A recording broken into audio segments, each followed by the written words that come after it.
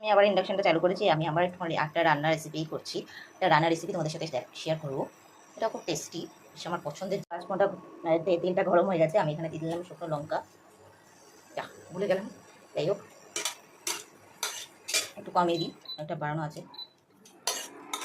আর এখানে দিয়ে দিলাম একটু 5 ফোড়ন, ফোড়নে দিলাম 5 ফোড়ন। আর এবার দিয়ে দেবো, বেশ হয়েই এসছে, বেশি লালচে লালচে হবে না, টেস্টটা ভালো হবে। এখানে আমি আবার দিয়ে দেবো আমার কেটে রাখা আগে থেকে দাও টমেটো। যাই হোক টমেটোটা দিয়েছি, টমেটোটা ভালোভাবেই এসছে, দিয়ে দিলাম। এবার চলো হতে থাক।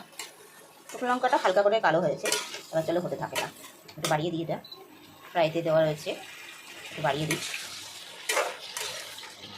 পরে দেখাচ্ছি তোমার সাথে। এটা হালকা হালকা হয়ে এসছে, মানে একটু নরম হয়ে গেছে।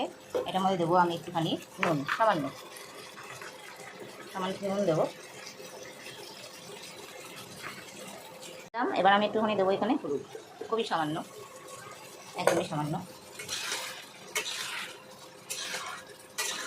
দিলাম, একটুখানি সামান্য হলুদ।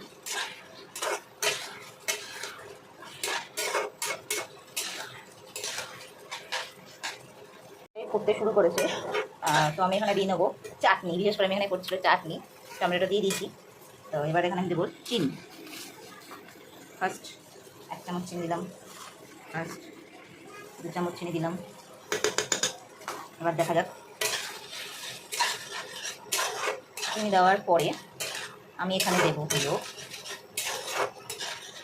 কিছুটা এই গুঁড়ো মশলা,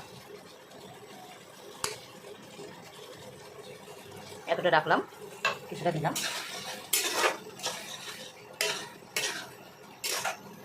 নাড়িয়ে নেব। নাড়িয়ে নিয়ে সেটাকে নামাবো। পরে দিতে গিয়ে ভুলে গেছি, যে দিলাম হচ্ছে এটা স্পেশালিটি তেঁতুল।